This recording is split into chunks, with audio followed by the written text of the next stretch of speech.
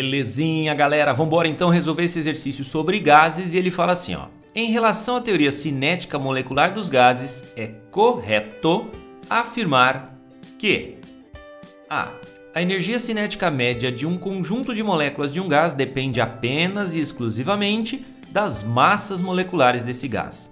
Olha só, se você não viu a aula sobre a teoria cinética dos gases, eu sugiro que você veja antes de resolver esse exercício, tá? Então lá no nosso canal, no Mundo da Química, você tem lá a aula do módulo 10, a aula 1 que fala dessa teoria cinética dos gases. E lá no nosso site, o mundodaquimica.net, você tem além dessa aula, todas as outras aulas relativas ao assunto gases, certinho? Módulo 10, área 1, tá? Química geral e inorgânica, belezinha? Muito bem, então vamos lá, vamos resolver essa parte aqui, ó. Bom, ele fala que a energia cinética de um gás depende única e exclusivamente das massas molares. Olha só, a gente sabe que a energia cinética de um gás, ela é proporcional à temperatura, então é K vezes T. Então olha só, e a gente sabe também, né, lá da física, que a energia cinética de um corpo seria a sua massa vezes a velocidade ao quadrado dividido por 2. Aqui na parte dos gases a gente usa essa massa como a massa molar, certo? Vezes a velocidade ao quadrado dividido por 2. Então a energia cinética depende exclusivamente da massa molar? Não, ela depende também da temperatura, tá? Dependendo da temperatura eu vou ter uma energia cinética maior ou menor para os gases. Então a letra A não está correta, ok?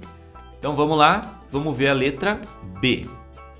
Quando quadruplicamos a temperatura absoluta de um conjunto de moléculas de um gás, suas moléculas terão velocidade média quadruplicada. Vamos voltar para cá.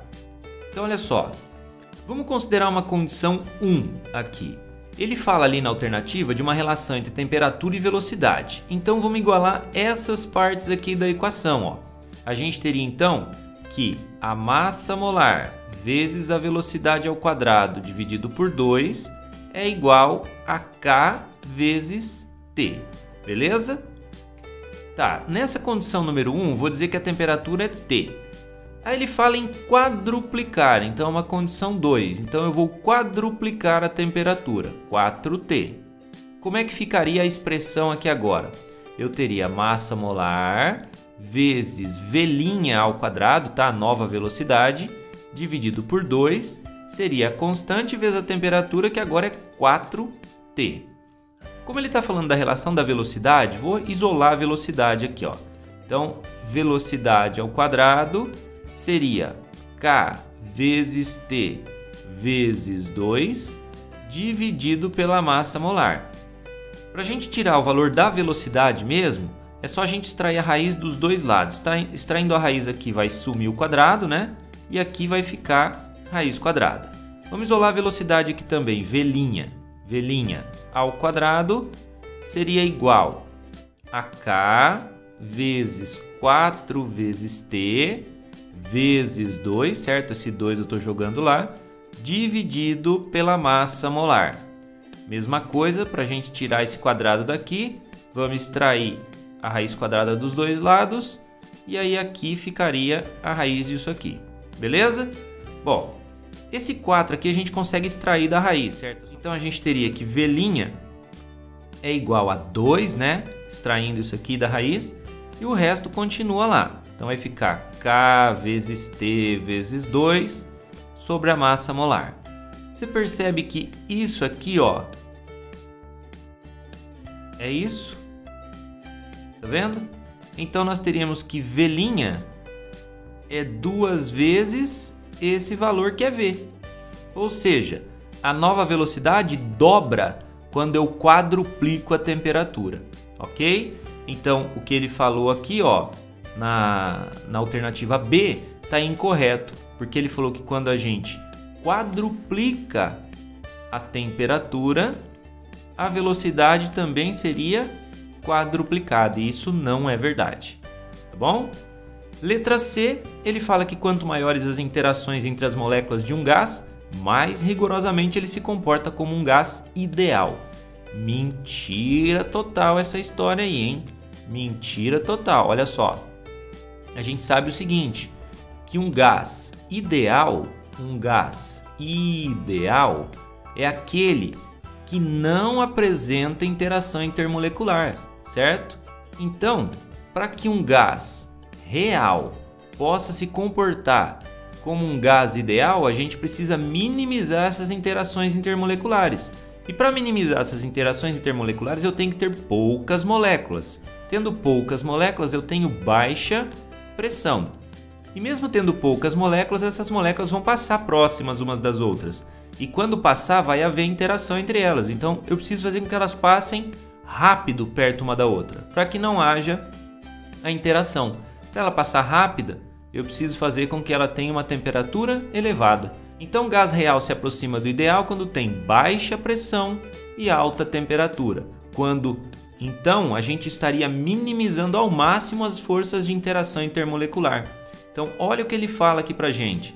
Ele fala que quanto maior a interação molecular, mais ele se comporta como o gás ideal. Mentira, certo? O gás ideal não tem interações intermoleculares. Vamos para D. Numa mesma temperatura, independentemente das massas molares de cada gás, as moléculas têm energia cinética média igual. Olha só, a gente viu aqui no comecinho, nesse slide aqui, ó, que a energia cinética ela é proporcional à temperatura, certo? K vezes T. Então, se eu estiver considerando dois gases diferentes que estejam na mesma temperatura, então vamos considerar aqui um gás A. A energia cinética desse gás A seria K vezes T. Considerando um outro gás B, a energia cinética desse gás B seria K vezes T. Ok?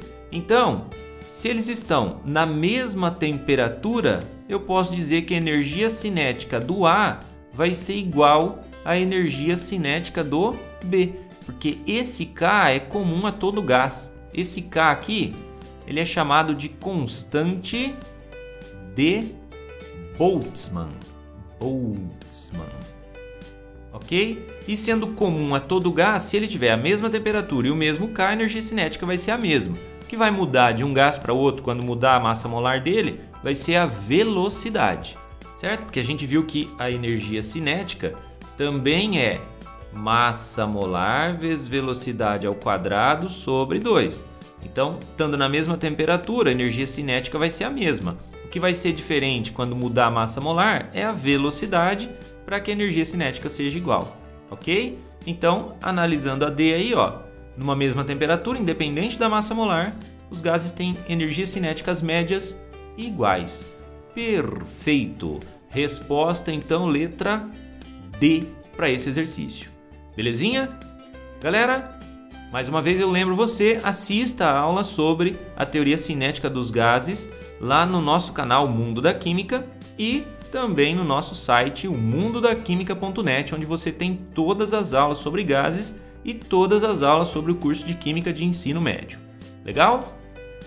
Bom, galera, é isso. Espero que você tenha entendido o exercício. A gente se vê no próximo.